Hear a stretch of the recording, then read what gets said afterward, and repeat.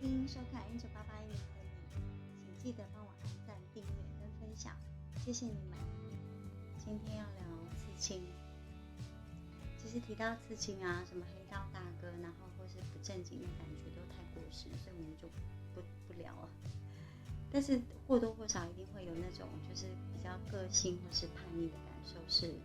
绝对少不了的。那一个名叫 Laura Crofton 的人，他带领了一群团队，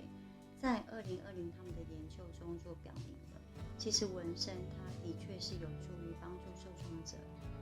接纳并且展示他们的创伤，也让受创者用不一样的心态去接纳自己的身心创伤。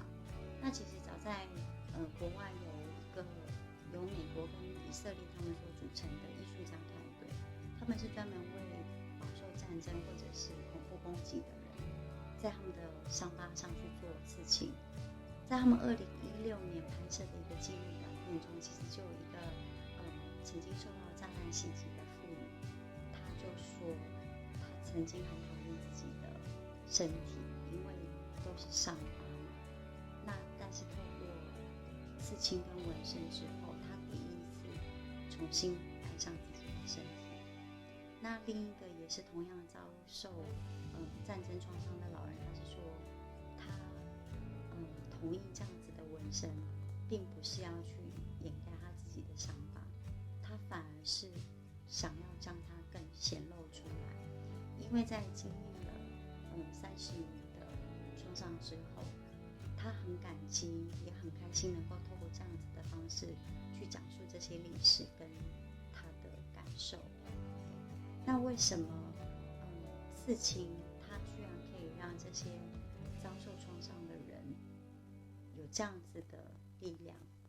其实比起肉体上的伤害，心的就是内心心灵的创伤其实是更容易被忽视的。所以还有一些人他其实还可以透过书写或是聊天去抒发他的创伤。那在这个过程当中，其实可以让他们更好的理解自己以及创伤的影响，跟整理所有的成因跟思绪，让他们不需要再刻意的去压抑这个创伤的感受。那相对的，刺青它也是一个表达，也是一个表达方式。如果可以在透过刺青的这样子的方式，可以让一个可以显露在身体皮肤的方式，他不用去说，他也不用去写，那身上的这个图就已经是他对于他曾经经历的一个创伤的释放以及叙述，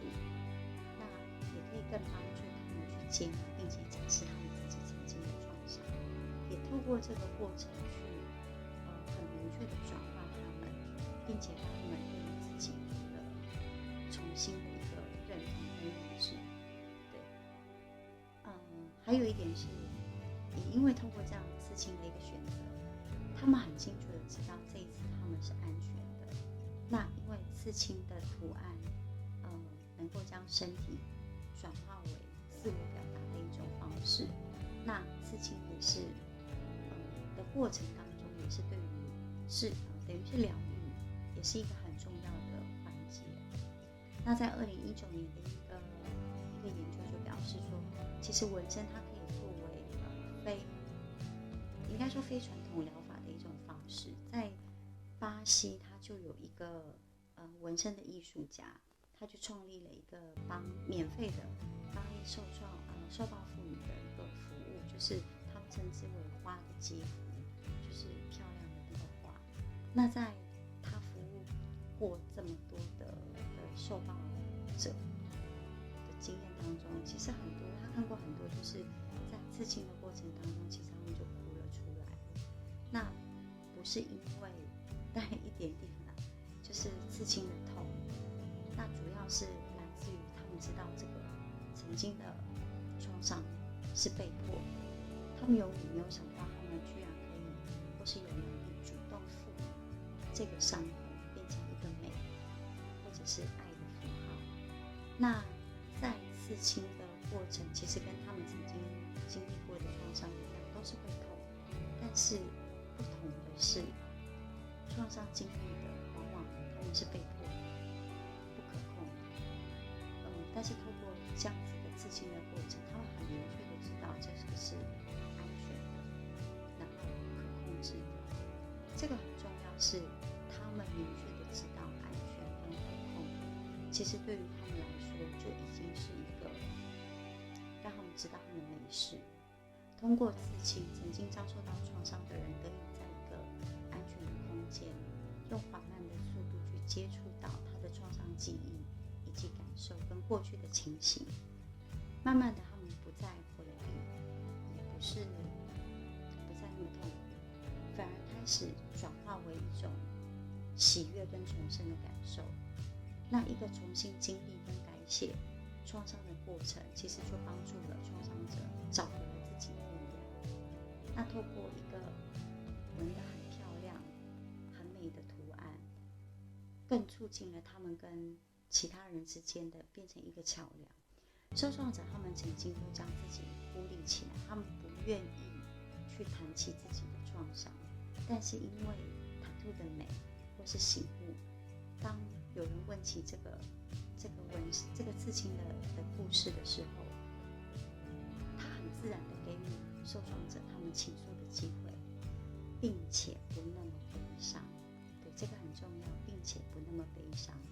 也非常自然而然的让他们有跟别人建立桥梁的机会。那如果我们将刺青称为是艺术的话，其实通过艺术的力量，也让他们找到他们今后的另外的一种转化方式。那我想分享这个的原因，是因为我希望我们都用新的角度去看到刺青独特的美跟它更深层的东西，也是一样，就是很想分享给你们。好，那我们今天的节目就到这里咯，谢谢你们，记得要把不就爸爸运按赞、订阅跟分享。然后如果你们有想要询问的主题，或是希望我在节目上帮你们传达对某人的思念，或是想对谁说的话，都欢迎写信到信箱。然后还是一样记得订阅、分享、按赞。那我们今天节目就先到这里喽，谢谢你们，我们下次见，拜拜。